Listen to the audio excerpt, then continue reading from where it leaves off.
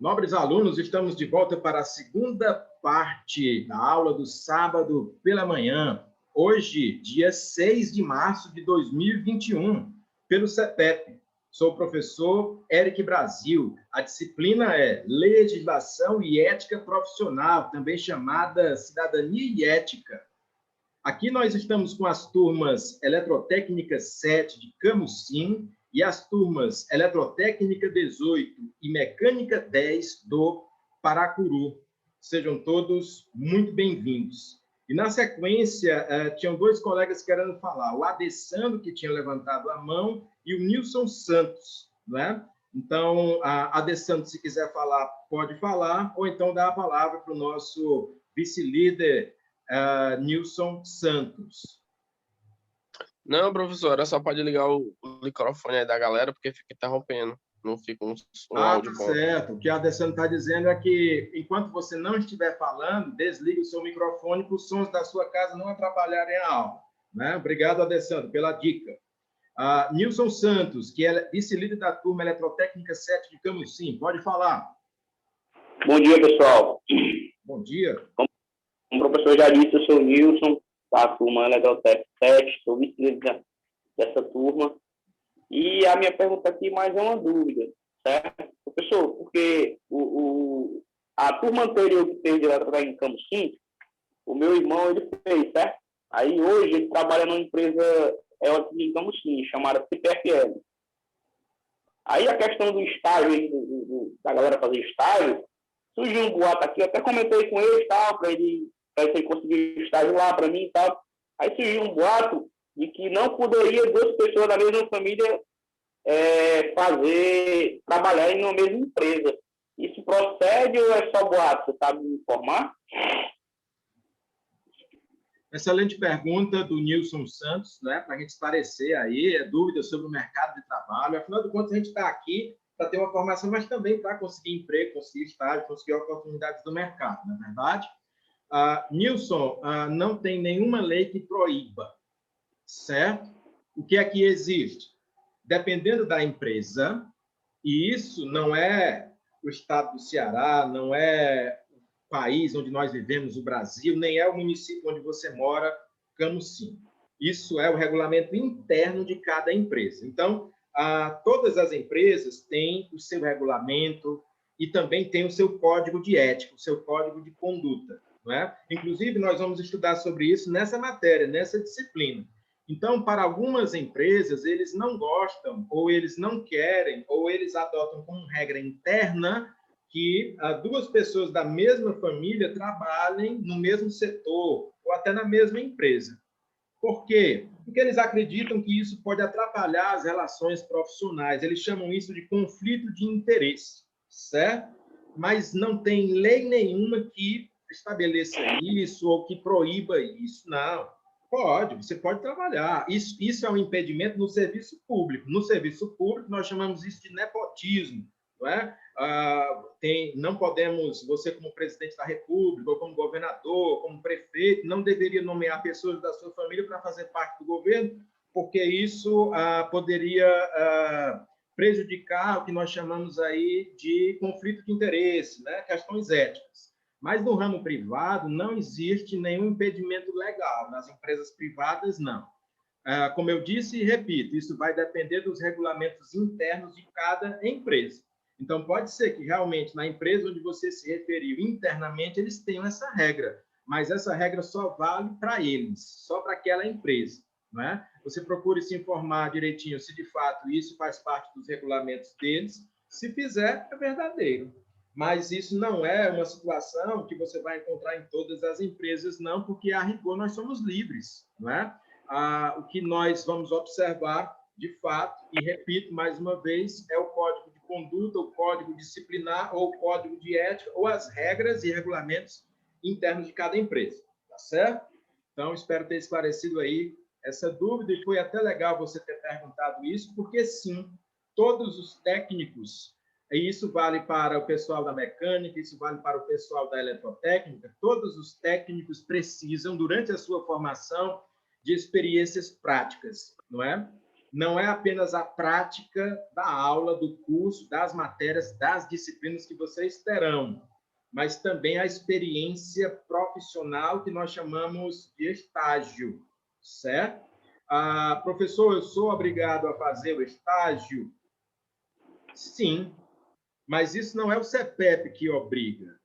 Todo e qualquer curso técnico profissional terá de ter uma experiência, né? Mas, professor, eu já tenho experiência, já trabalho na área há vários anos, tenho como comprovar isso? Ótimo. Então, você vai requerer um termo de dispensa de estágio, porque você já comprova a sua experiência. Com o tempo, as coordenadoras, tanto a professora Ana Maria, quanto a coordenadora Morgana, quanto o professor Antônio Castro, vão esclarecer melhor sobre como se dará os estágios, porque nós sabemos que nesse tempo de pandemia pode ser um pouco mais difícil você conseguir o estágio, né? Porque o estágio normalmente é presencial. É claro que você poderia fazer também o estágio através de uma modalidade adaptada, mas fique tranquilo e procure se acalmar em relação ao estágio, porque, muito embora você já possa estagiar, eu recomendo você aguardar um pouco o pico da pandemia declinar, né? Para aí você ter uma segurança maior nisso. Se você encontrar, desde já, uma empresa que assuma essa possibilidade de estágio e você quiser aceitar, tudo bem, tá certo? Importante é que você saiba, desde já, que para você se formar um técnico em mecânica ou um técnico em eletrotécnica, que tenha acesso, de fato, ao seu diploma e que seja considerado um profissional efetivo, você necessita tanto da fase escolar do seu curso, né, que são as matérias, que são as disciplinas, quanto o seu estágio, certo? Você sabendo disso, então você já se programa para isso. Isso não é só no CEPEP, isso são em todas as escolas técnicas de formação em que você precisa desenvolver experiências práticas também, afinal de contas, trata-se aqui de um curso técnico, certo? Alguém ainda tem alguma dúvida para que nós possamos iniciar os conteúdos da disciplina?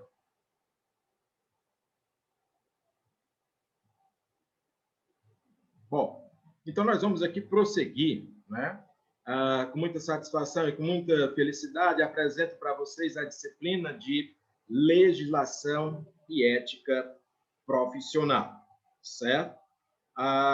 Eu queria deixar bem claro que todos os conteúdos aqui ministrados servem, sim, para todos os cursos aqui presentes, porque é uma disciplina em comum a todos esses cursos. E foi até interessante essa matéria ter aparecido agora, porque nós estamos vivendo um momento em que a ética nunca foi tão necessária. Estamos observando aí um momento difícil da história mundial, não é apenas da história brasileira, da história mundial, não é?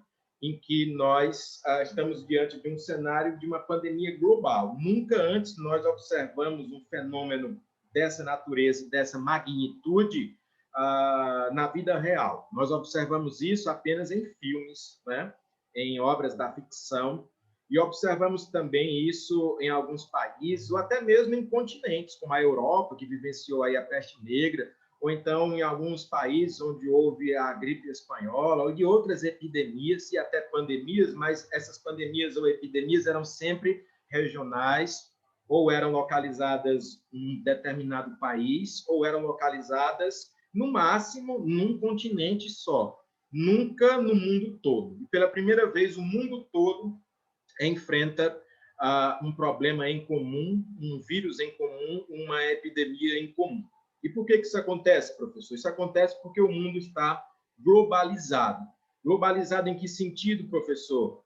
Na sua cadeia de suprimentos e nas suas interconexões geográficas, não é?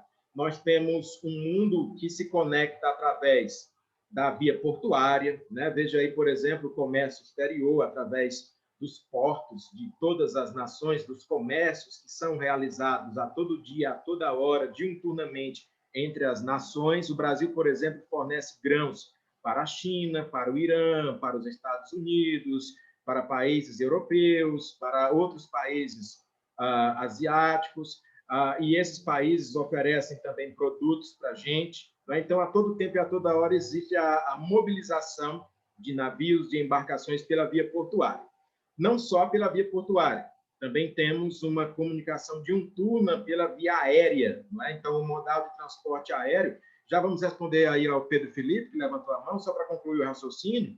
Então, nós estamos conectados também pela via aérea, não é? Então, aviões, sejam de carga, sejam aviões comerciais ou de transporte de passageiros, também diuturnamente trafegam pelo planeta inteiro, pelo mundo inteiro, por todos os continentes e por praticamente todos os países. E é exatamente por isso que um vírus que, a princípio, teve origem na China, né, tudo indica, consegue chegar no Brasil.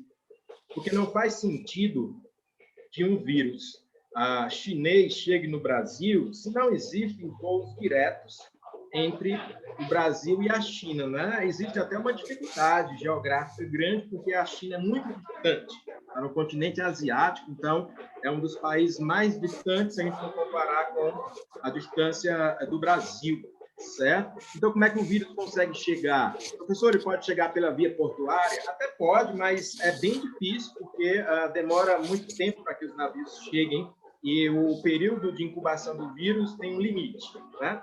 Então, ele chega principalmente pela via aérea, né? Mas como é que ele chega se não tem um voo direto do Brasil até a China?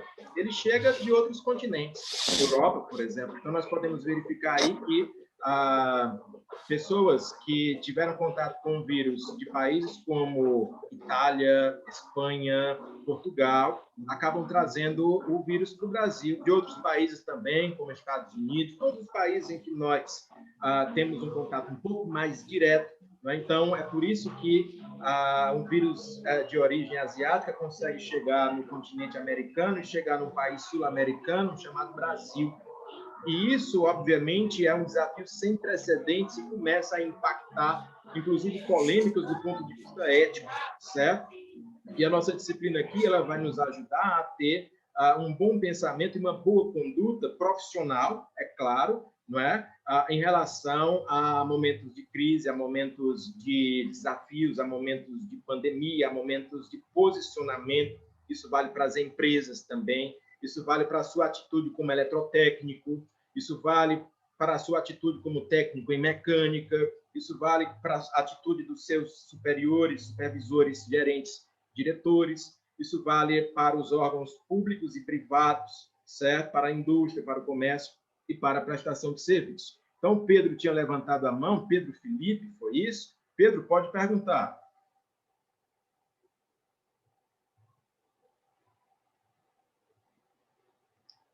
Caso ainda esteja com a dúvida, né?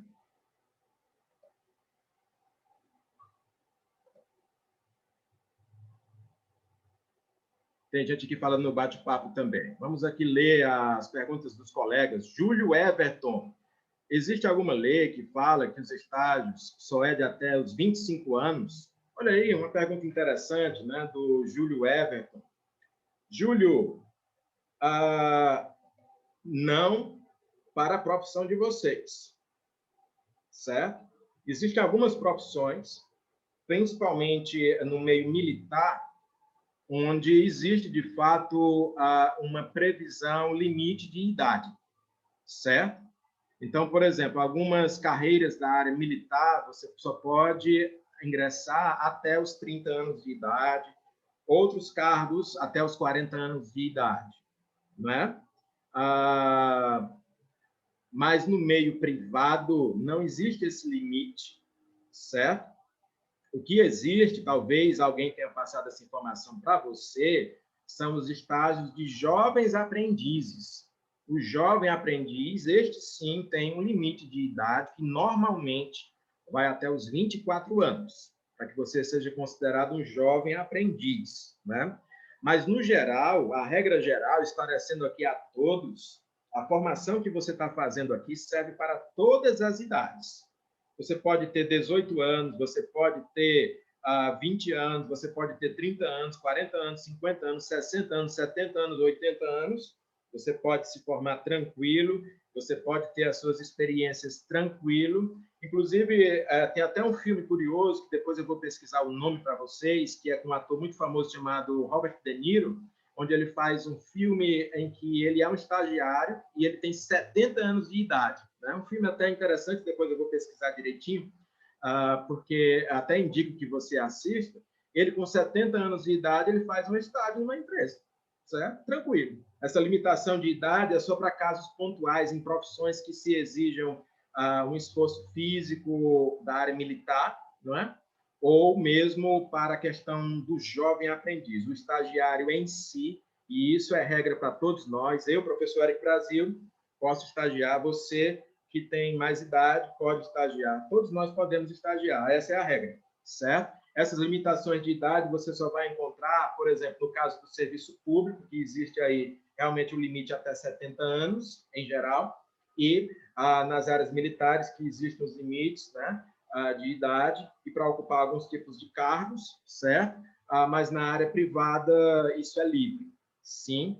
O que vai acontecer é que o jovem aprendiz tem um limite de idade para entrar no programa de jovem aprendiz, só isso. Tá certo? Espero ter respondido aí a pergunta, né, o questionamento aí do nosso colega, né, que pode até ser uma dúvida de muitos, né? Foi o Júlio Everton falando.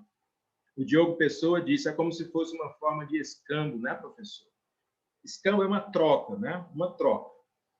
O Yuri está falando que alguém está acompanhando com áudio, está atrapalhando. O André dizendo, professor, quanto tempo é o estágio? Quais são as empresas? Bom, eu sei que são muitas dúvidas, e para que a gente consiga intercalar ao mesmo tempo entre tirar dúvidas e ao mesmo tempo ter conteúdos, então, de tempos em tempos, a gente vai respondendo as dúvidas e de tempos em tempos a gente vai também lançando a matéria, lançando o conteúdo para a gente ter um rendimento maior. Para que a gente possa agilizar mais a matéria em si, eu queria que essas dúvidas mais burocráticas, mais técnicas sobre contrato, sobre o pagamento do curso, sobre o estágio, sobre esses detalhes, vocês pudessem tirar diretamente com as coordenadoras, tanto a professora Ana Maria do Paracuru, quanto Morgana de Camusim, certo? Para que nós possamos aqui seguir a nossa disciplina com os conteúdos de fato, mas pontualmente a gente também vai tirando algumas dúvidas aqui para agilizar esse processo, tá bom? Então, como eu ia dizendo, nós estamos vivenciando um momento de uma pandemia global e isso suscita muitas polêmicas, muitos conflitos, muitos desencontros de maneiras, né, como abordar a crise, de propor soluções, não há aparentemente uma unanimidade, nem mesmo entre os especialistas. E aí, professor, como é que eu devo me posicionar nesse momento? Será que isso tem a ver com ética? Afinal de contas, eu quero ser um cidadão ético, eu quero ter cidadania, eu quero ter condições de ser um profissional que seja ético no meu dia a dia, no exercício da minha profissão, não é? Como é que eu posso me posicionar sem que isso vá gerar ainda mais conflitos, certo? Então, vamos aqui, né, com muita tranquilidade, esclarecer, certo? A respeito da conduta ética profissional. Primeiramente, é importante salientar que o profissional na empresa, no exercício de suas atividades, ele procure ter uma atitude que seja impessoal em relação a posicionamentos político-partidários, religiosos ou de crenças específicas ou até de elementos culturais, certo? Mas, professor, eu tenho minha opinião. Tenho, eu também tenho. Mas, professor, eu tenho a minha religião. Tem, eu também tenho. Mas, professor, eu tenho o meu partido político. Tudo bem, eu também posso ter. Todos nós somos livres, graças a Deus, nós vivemos num país democrático. Nem todos os países são democráticos, nem todos os países são livres. Se você for para o Irã, se você for para a Coreia do Norte, se você for para a China em alguns setores, se você for para países como a Jordânia ou em alguns países africanos, você não tem essa liberdade de pensamento, de opinião, de religião. Graças a Deus, no Brasil, nós temos, certo? Agora, você não pode confundir liberdade com imposição do seu pensamento, da sua cultura, da sua religião ou mesmo da sua opinião. E aí, professor, como é que a gente deve proceder, então? No exercício da sua profissão, técnico em mecânica, técnico em eletrotécnica, ou como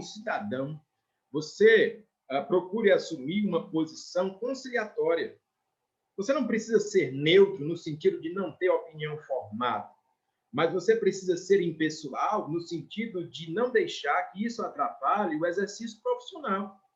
Vamos dizer que você seja católico e que o supervisor da sua empresa seja evangélico.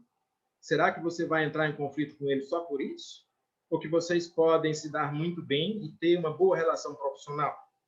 É disso que a ética se trata, que a conduta se trata, que a cidadania se trata, não é? Lembrando que aqui vocês também têm um conselho próprio, né, e resoluções que vão tratar da boa conduta, da verdadeira conduta e da conduta recomendada para os profissionais técnicos industriais. É o caso de vocês, né? O conselho próprio de vocês vai orientá-los. Mas nessa disciplina, a minha missão aqui, a minha responsabilidade aqui é trazer conteúdos que você possa aplicar na sua profissão, na sua vida, e que você possa desenvolver de verdade uma coisa chamada cidadania, que você pode aprender cidadania na sua família, na sua escola, alguns aprendem na sua igreja, mas que é muito importante que, durante a formação profissional, você também tenha cidadania. Porque, senão, você pode cometer os chamados pecados profissionais. Professor, me dá um exemplo disso. Vou te dar um exemplo bem exagerado para você poder entender por que a cidadania é importante, por que a ética é importante. Digamos que você seja um físico nuclear e que você tenha conhecimento para construir uma bomba atômica. E, de fato, existem profissionais que se dedicam a isso. O fato de você ser muito inteligente, preparado, um grande engenheiro, um grande físico ou um grande profissional te permite reunir conhecimentos, tecnologia, informação para construir um artefato muito difícil que é a bomba atômica. Só que essa tecnologia nuclear, se mal utilizada, pode destruir, pode ceifar muitas vidas. Então, do que adianta eu ser inteligente, eu ser um grande profissional, eu ser um grande físico, um grande engenheiro, se, na verdade, eu serei o mercador da morte, não é? Então, aí entra a ética, aí entra a cidadania. O que é que eu posso fazer se eu tenho conhecimento para fazer o desenvolvimento da energia nuclear? Eu posso raciocinar e dizer, olha, eu sou um físico nuclear ou eu sou um engenheiro, mas eu quero usar o meu conhecimento para a produção de energia para a humanidade. Então, eu vou utilizar a energia nuclear para fins pacíficos, desenvolvendo o abastecimento de grandes cidades, de grandes metrópoles, acabando de vez com a questão do problema energético ou de insuficiência energética nas grandes nações e nas grandes cidades do mundo. Posso fazer isso de maneira pacífica, ajudando muitas pessoas, e vou até salvar vidas, porque eu sei que essa energia elétrica vai servir para manter respiradores em hospitais, vai servir para manter residências, indústrias, vai servir para o bem comum. Isso é ser cidadão, isso é ser ético. Quando a pessoa não tem ética, quando a pessoa não tem cidadania desenvolvida, ela diz, eu sou um gênio, então eu vou desenvolver esse projeto e vou vender para quem me pagar mais, e eu não quero nem saber quantas vidas vão ser eliminadas ou ceifadas com essa tecnologia. Entendeu do que é que se trata, de fato, a ética? Não é? Então, a ética ela vai trazer, ela vai nos oportunizar toda essa discussão nesse cenário. E vai te trazer maturidade também. Digamos que o seu cliente, ou aquele que você deve prestar o serviço, onde você vai atender uma ordem de serviço específica, ele tem uma opinião política completamente diferente da sua. Você vai deixar de atender aquela ocorrência, por acaso? Ou será que você vai perder aquele cliente, por acaso? Claro que não. Você vai aprender a separar as coisas, ser profissional, agir com impessoalidade nesse aspecto e prestar o seu serviço, cumprir a sua ordem de serviço, ou conseguir aquele cliente, não é? Afinal de contas, você está ali não para fazer uma pregação política, religiosa, nem cultural. Você está ali para estabelecer um atendimento, uma prestação de serviço, né? E ter condições de que um serviço tão importante quanto o seu eletrotécnico, quanto o seu técnico em mecânica, seja de fato executado. Isso é ser ético, isso é ser cidadão, não permitir que as opiniões pessoais, as opiniões particulares, as divergências ou diferenças possam terminar num conflito destrutivo. O conflito ele pode até existir quando for para enriquecer o ambiente com ideias, não é? Com opiniões que venham a corrigir defeitos ou que venham ampliar a tolerância, mas jamais para destroçar pessoas, jamais para destroçar relações, jamais para perder clientes e nem perder condições de executar o seu trabalho, certo? Sabendo disso, nós seremos, de fato, cidadãos. Ah, professor, então eu começo aqui a conceber o que de fato é cidadania, não é? A conseguir compreender a importância dessa matéria. Gostaria até de ter estudado ética na escola, lá no ensino fundamental, no ensino médio, porque é muito importante, sim, de fato é muito importante você estabelecer aqui o estudo da ética. E na nossa disciplina, na nossa matéria, nós vamos trazer conceitos para vocês sobre ética, sobre moral, sobre direito. Vamos trazer aqui resoluções do conselho de vocês, né, dos técnicos industriais, e vamos te orientar melhor para o posicionamento profissional do cidadão que é formado numa área técnica. Professor, então, uma coisa que é certa para mim pode não ser certa para o outro. Como é que eu vou agir em relação a isso? Bom, quando você estiver diante de um dilema muito grande, você pode usar algumas referências, certo? Nós vamos estudar aqui também na nossa disciplina referências ou arquétipos da ética. Às vezes, de fato, eu estou diante de um tema, de um assunto que é polêmico demais, e eu não tenho conhecimento, não tenho maturidade, ou não tenho ainda passado por aquela situação para poder discernir, distinguir o certo do errado, o bom do mal, porque às vezes nem tudo é preto no branco, nem tudo é tão claro ou tão escuro. Às vezes existem zonas acinzentadas onde o profissional ele precisa de muita maturidade, muita responsabilidade para poder distinguir de fato qual é a melhor prática ou qual é a pior prática dentro daquele cenário desafiador, não é? Então, às vezes existem situações até que as suas crenças ou que os seus posicionamentos podem ser colocados em xeque em situações como a que eu vou exemplificar agora.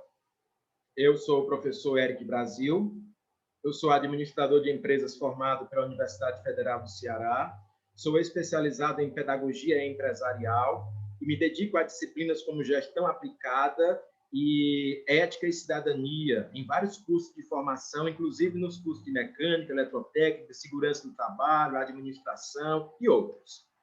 E aí, eu, como leciono a disciplina de ética, me vejo na responsabilidade de fazer pesquisas a respeito da ética.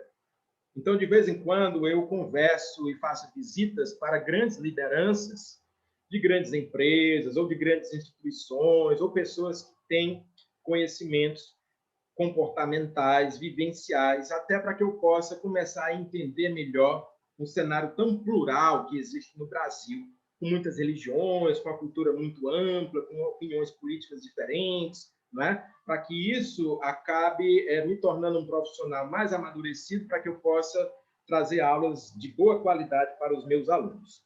Então, eu fui conversar com um determinado líder religioso, sem aqui fazer defesa ou ataque a nenhuma religião específica, mas eu tinha muita curiosidade de conhecer o judaísmo, porque eu tenho alguns alunos, inclusive pelo CETEP, que são judeus, não é? O judaísmo, para quem não sabe, é a religião dos povos originais, lá de Israel, não é? Inclusive a religião de Moisés e do próprio Jesus de Nazaré, enfim, das pessoas que viviam numa determinada região circunscrita do mundo, que depois se espalhou pelo mundo.